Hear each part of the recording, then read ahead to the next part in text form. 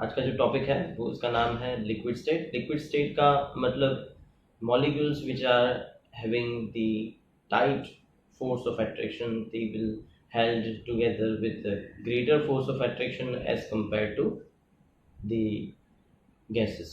So gases molecules के अंदर हमने देखा कि molecules इधर उधर घूम रहे थे, लेकिन liquid molecules के अंदर ऐसा नहीं होगा। liquid molecules एक दूसरे के साथ ज्वाइन होंगे। लिक्विड मॉलिक्यूल के अंदर एक चीज जो हम बना रहे हैं यहाँ पे वो है वेपर प्रेशर। थोड़ा फिगर आउट करना पड़ेगा मुझे, फिगर से मैं आपको एक्सप्लेन करता हूँ यहाँ पे। तो vapour pressure is the topic.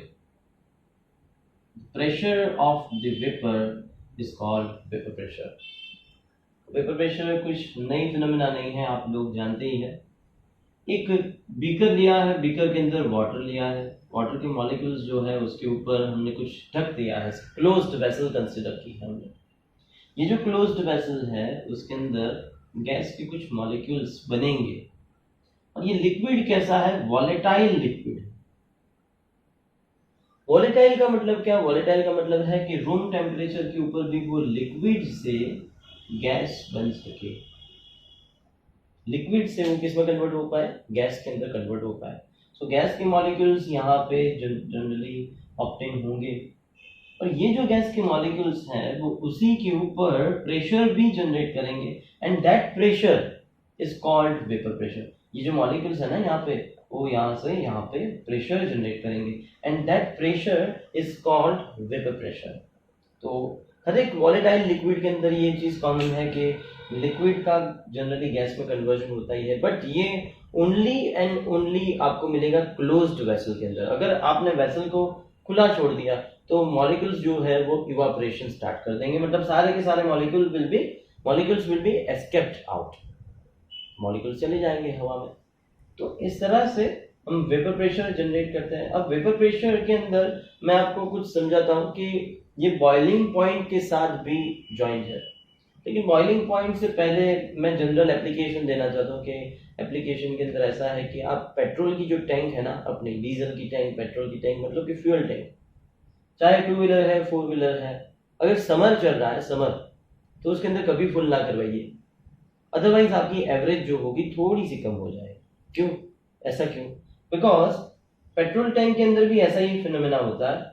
Petrol tank के अंदर जो पेट्रोल होता है या फिर फ्यूल टैंक के अंदर जो डीजल होता है, वो डीजल के मॉलिक्यूल्स हाईली वॉलेटाइल होते हैं, मतलब कि गैस के अंदर तुरंत ही कन्वर्ट हो सकते हैं। एंड गैस के मॉलिक्यूल्स अगर यहाँ पे बन रहे हैं तो अगर टेम्परेचर ज्यादा है तो वेपर प्रेशर इंक्रीज होगा। So temperature is directly proportional to vapour pressure. Vapour pressure से टेम्परेचर का जो रिलेशन है वो डायरेक्टली प्रोपोर्शनल का रिलेशन है। आप देख सकते हैं यहाँ पे डायरेक्टली प्रोपोर्शनल का रिलेशन है।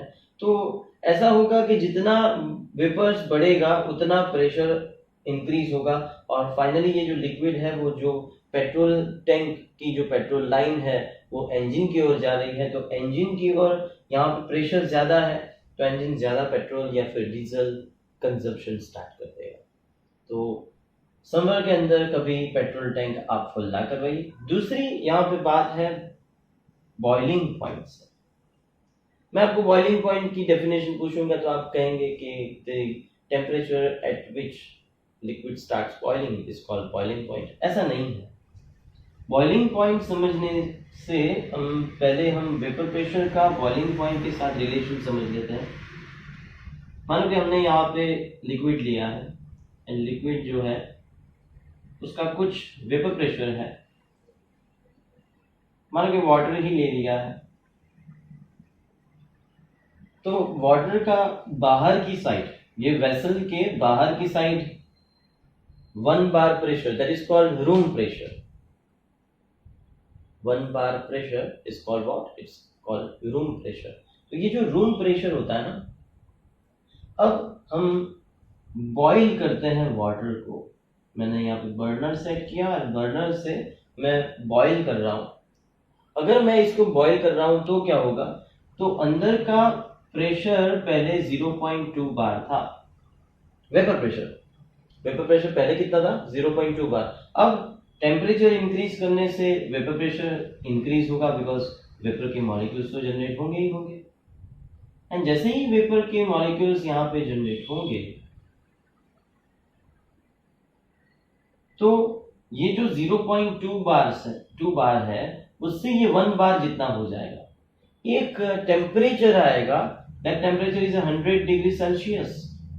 100 डिग्री सेल्सियस के ऊपर अंदर के जो मॉलिक्यूल्स हैं, जो वेपर के मॉलिक्यूल्स हैं, उनका प्रेशर जब बाहर जितना हो जाता है, मतलब कि बाहर का मैं P लिख रहा हूं, अंदर का मैं P0 लिख रहा हूं। तो अंदर का पहले कितना था, 0.2 बार जितना प्रेशर था। अब ये P0 इक्वल्स टू जब P आ जाएगा तब इसको हम क्या कहेंगे, बॉइलिंग पॉइंट ऑफ वाटर कहेंगे। It is called boiling point of water. तो ये नॉर्मल फिनोमेना है, जनरली रूम प्रेशर के ऊपर इस तरह से हो रहा है। अब दूसरी फिनोमेना कंसिडर करते हैं, बहुत ही सिंपल सी फिनोमेना है दूसरी फिनोमेना। अगर मैं हाई एल्टीट्यूड्स के ऊपर जाता हूं, मानो कि मैं माउंट आबू के ऊपर जाता हूं, मैं माउंट आबू के ऊपर जाता हूं तो क्या होगा। तो जैसे ही मैं माउंट आबू के ऊपर जाऊंगा, जो प्रेशर है उसके अंदर क्या चेंजेस आएंगे, तो आउटर साइड जो प्रेशर है 0.5 बार हो जाएगा। सेम फिनोमेना हमने कंसिडर की है,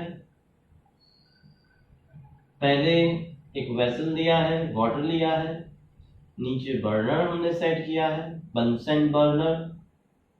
P0 पहले है 0.2 बार। अब वाटर का अगर मैं बॉइलिंग पॉइंट लिखूं तो 100 डिग्री जितना होगा, 100 डिग्री से कम होगा या 100 डिग्री से ज्यादा होगा, आप बताएं।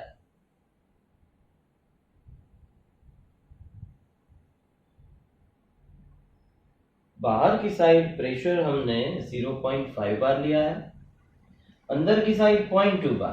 पहले क्या फिनोमेना थी, रूम प्रेशर था, नॉर्मल जगहों पे जब रूम प्रेशर कंसिडर करते हैं इट इज 1 बार। लेकिन अब बाहर की साइड में हम माउंट आबू पे चढ़ गया, माउंट आबू पे 0.5 बार आउटर साइड प्रेशर है, अंदर की साइड तो 0.2 बार ही होगा क्योंकि क्लोज्ड वेसल है, पहले जैसा था वैसे ही।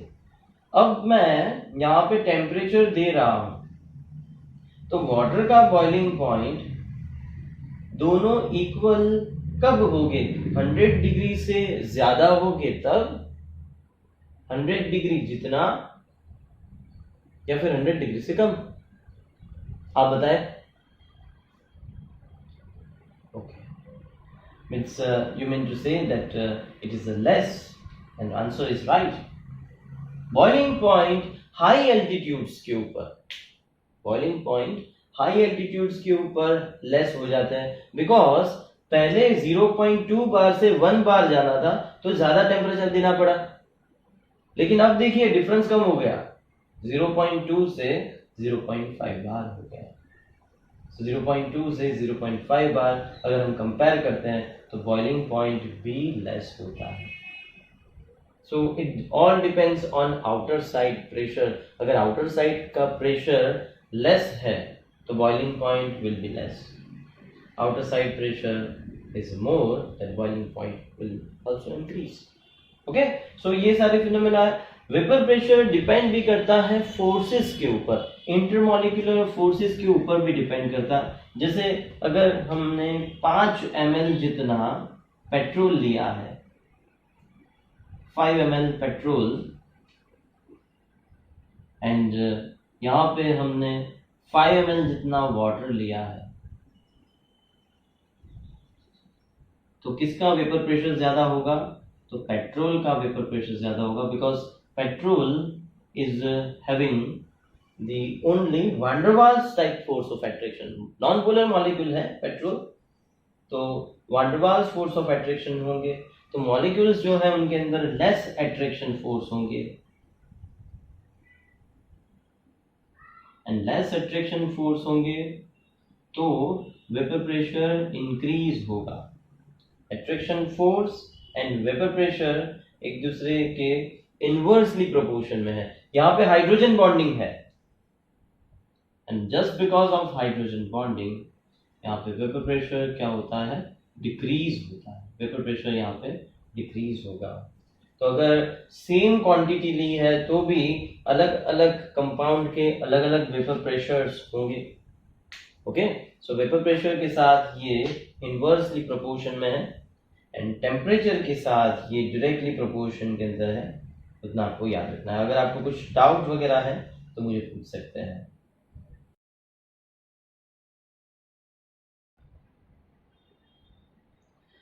सो नेक्स्ट फिनोमेना है यहाँ पे सरफेस टेंशन।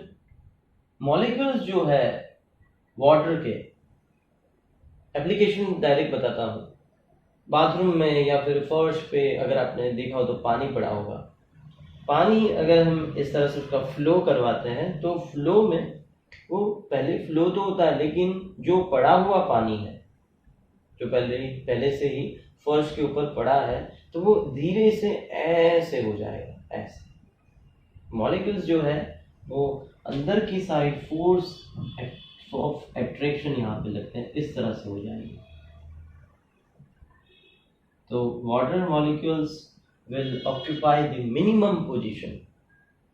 सो सरफेस टेंशन ये एक बात है। यहाँ पे एक फोर्स लगता है which is perpendicular to the molecule. जो एंड पे मॉलिक्यूल होते हैं उसके परपेंडिकुलर होते हैं ये force. It is perpendicular to the molecule and parallel to the surface. आप सरफेस देखें तो सरफेस से ये पैरेलल फोर्स होते हैं। मतलब पानी ऐसे पड़ा है तो अंदर की side parallel force of attraction जाएंगे एंड जो मॉलिक्यूल्स एंड पे है उसके ऊपर परपेंडिकुलर मतलब कि 90 डिग्री एंगल के ऊपर फोर्स लगे। तो सरफेस टेंशन की वजह से हम कंसिडर करते हैं कि जो मॉलिक्यूल्स है वाटर के, अगर हमें उसको फ्री फॉल करवाए, राइट, फ्री फॉल करवाए तो मॉलिक्यूल्स क्या करेंगे, तो मॉलिक्यूल्स राउंड शेप से, पानी का अगर बूंद गिर रहा है तो राउंड शेप क्रिएट करता है। क्यों राउंड शेप क्रिएट करता है? बिकॉज मॉलिक्यूल्स को इस साइड ऑन द साइड्स इस तरह से फोर्स ऑफ एट्रैक्शन लगता है and just because of force of attraction ये राउंड शेप के लगते हैं। पानी का ग्लास अगर आपने लिया है तो पानी के ग्लास के अंदर पानी अगर आप भरते जाए, धीरे धीरे भरेंगे तो आपको इस तरह से पानी दिखेगा। ऐसे थोड़ा सा आप ज्यादा भर पाएंगे because there is inward force of attraction. अंदर की साइड फोर्स ऑफ एट्रैक्शन भी है।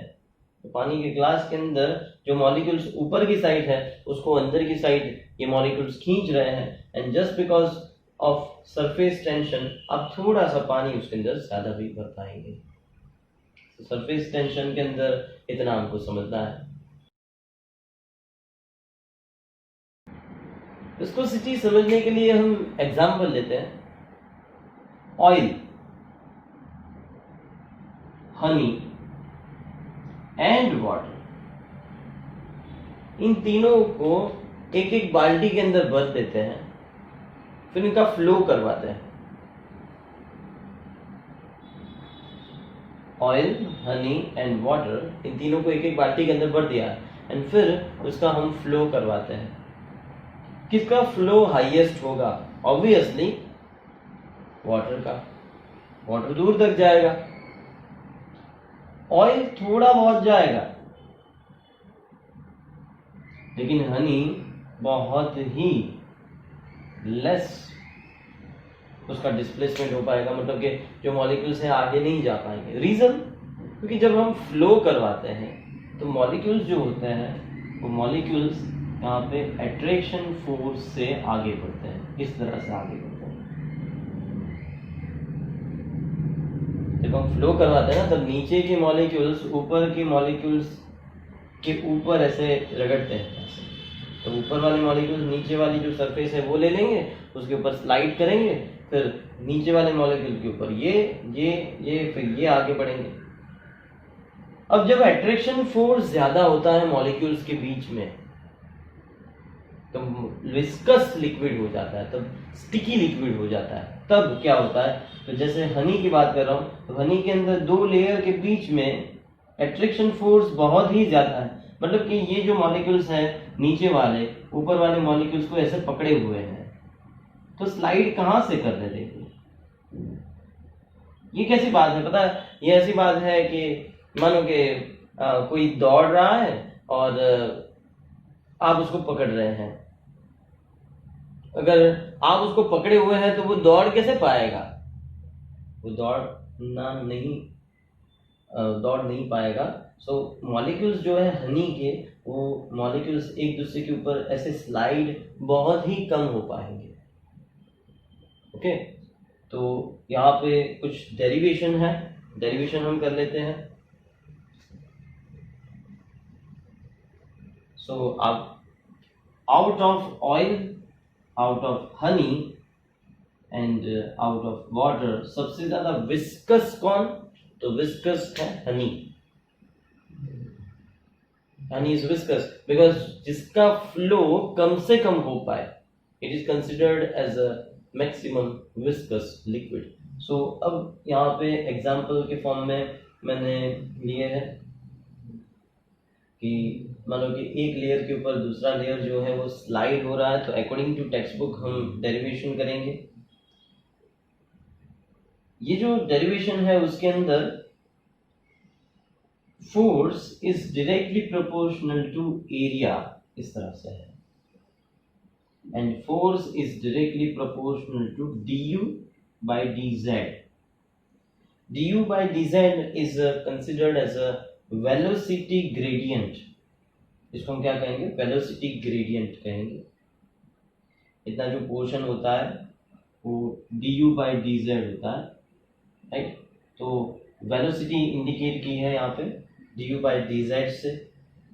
तो अल्टीमेटली दोनों को हम इक्वेट कर दे तो it is directly proportional to a into du by dz। ठीक है, अब हम क्या करेंगे? तो फोर्स प्रोपोर्शनैलिटी कांस्टेंट घटा के हम यहाँ पे विस्कोसिटी कांस्टेंट लगाएंगे। Viscosity constant is denoted as eta. It is called what? Eta. du by dz. So eta is a proportionality constant, or it is also known as a coefficient of viscosity. It is considered as a coefficient of viscosity. और viscosity जो है वो हम ईटा से measurement करेंगे। ईटा मतलब कि कहीं पे भी अगर विस्कोसिटी फाइंड करनी आएगी, वैसे न्यूमेरिकल्स नहीं है इस चैप्टर के अंदर, इसके बेस के ऊपर कोई न्यूमेरिकल्स नहीं है, तो इट इज बेस्ड ऑन ईटा। कोई न्यूमेरिकल्स यहाँ पे पूछे नहीं है। इसका जो यूनिट होता है it is a poise. Poise unit है, poise. Poise is a unit of viscosity. So equate करते हैं 1 poise is equal to how much, ये आपको सिर्फ याद रखना है। इट इज 1 ग्राम पर सेंटीमीटर पर सेकेंड, ये आपको सिर्फ याद रखना है। ओके, पर ग्राम पर सेंटीमीटर। अगर इसको केजी एंड मीटर में कन्वर्ट करते हैं तो 10 to the power -1 and KG पर मीटर पर सेकेंड। ओके, सो इस तरह से हम इक्वेट करेंगे। विस्कोसिटी टेम्परेचर के साथ किस तरह से रिलेशन में है?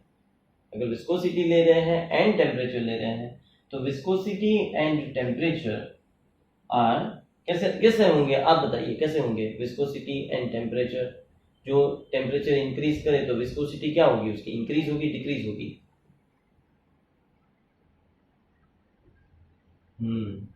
सो viscosity and temperature are inversely proportional to each other. जैसे आप घी ले ले, घी अगर वो सॉलिड है उसको हम फ्लो करवाते हैं, तो सॉलिड है एंड अगर फ्लो करवाए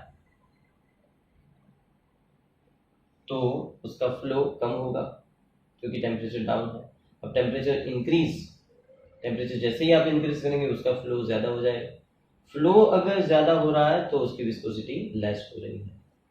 ओके, तो viscosity and temperature are inversely proportional to each other and viscosity